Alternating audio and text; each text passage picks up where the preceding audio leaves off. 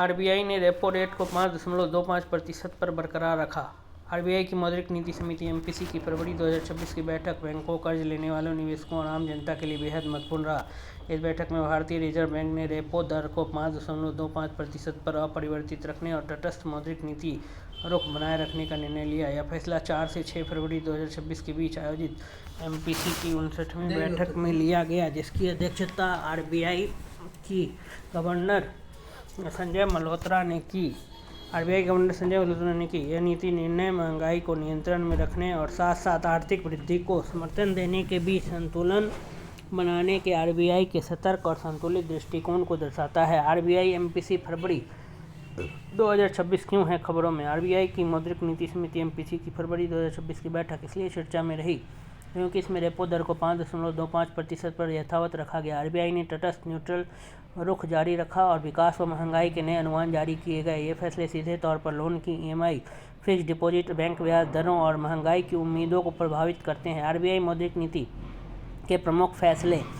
वैश्विक और घरेलू आर्थिक हालात की समीक्षा के बाद एमपीसी ने सर्वसम्मति से नीतिगत दरों में कोई बदलाव न करने का निर्णय लिया। वर्तमान नीतिगत दर रेपो दर 5.25%, standing deposit facility HDF 5.00%, marginal standing facility MSF 5.50%, bank दर 5.50%। एमपीसी ने तटस्थ रुख बनाए रखने का भी फैसला किया, यानी आगे गए कदम आर्थिक आंकड़ों के आधार पर लिए जाएंगे। तटस्थ रुख का क्या मतलब है? तटस्थ रुख का अर्थ है कि आरबीआई फिलहाल न तो ब्याज दरें बढ़ाने के लिए प्रतिबद्ध है और न ही उन्हें घटाने के लिए। आरबीआई महंगाई, आर्थिक वृद्धि और वैश्विक परिस्थितियों पर करीबी नजर रखेगा, जिससे भविष्य के जोखिमों के अनुसार लचीलापन बना रहे। वैश्विक आर्थिक परिदृश्य। 2025 में वैश्विक अर्थव्यवस्था ने मजबूती दिखाई, जिसका सहारा रहा सरकारी खर्च, व्यापार गतिविधियां, सहयोगी मौद्रिक नीतियां। हालांकि चुनौतियां बनी रही, भू राजनीतिक तनाव, वित्तीय बाजारों में उतार चढ़ाव, विकसित अर्थव्यवस्थाओं में ऊंची ब्याज दरें।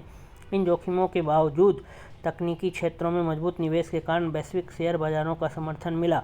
भारत की विकास संभावनाएं। वैश्विक अनिश्चितताओं के बावजूद भारत की अर्थव्यवस्था अच्छा प्रदर्शन कर रही है। जीडीपी वृद्धि अनुमान 2025-2026 7.4%। मजबूत निजी उपभोग, बढ़ता निवेश, सशक्त सेवा क्षेत्र। विनिर्माण गतिविधियों में सुधार दिखा, जबकि अच्छी फसल के कारण कृषि क्षेत्र मजबूत बना रहा। आगे के वृद्धि अनुमान Q1 2026 27 6.9%, Q2 2026 27 7%। आरबीआई के अनुसार वृद्धि से जुड़े जोखिम संतुलित हैं। आरबीआई एमपीसी फरवरी 2026 में महंगाई का आकलन। 2025 के अंत तक महंगाई बेहद कम रही।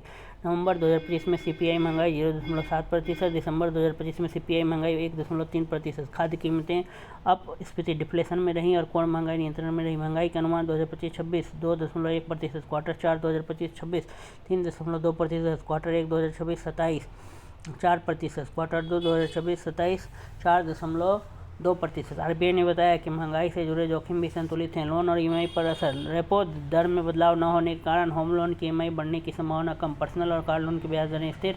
बैंक तुरंत लेंडिंग दरों में बदलाव नहीं करेंगे, इससे कर्ज लेने वालों को राहत मिलती है। फिक्स्ड डिपॉजिट और बैंकों पर असर। जमाकर्ताओं के लिए एफडी दरें स्थिर रह सकती हैं। अल्पकाल में रिटर्न में बड़ी बढ़ोतरी की उम्मीद नहीं। बैंकों के लिए स्थिर ब्याज दर वातावरण, क्रेडिट ग्रोथ की बेहतर योजना बनाने में मदद। आम लोगों के लिए इसका मतलब लोन बोझ में अचानक बढ़ोतरी नहीं, महंगाई नियंत्रण में, आर्थिक विकास की रफ्तार बनी रहेगी। यह नीति वित्तीय स्थिरता को मजबूत करते हुए उपभोक्ताओं के हितों की रक्षा करती है। एमपीसी बैठक के मिनट्स 20 फरवरी 2026। अगली आरबीआई एमपीसी बैठक 6 से 8 अप्रैल 2026।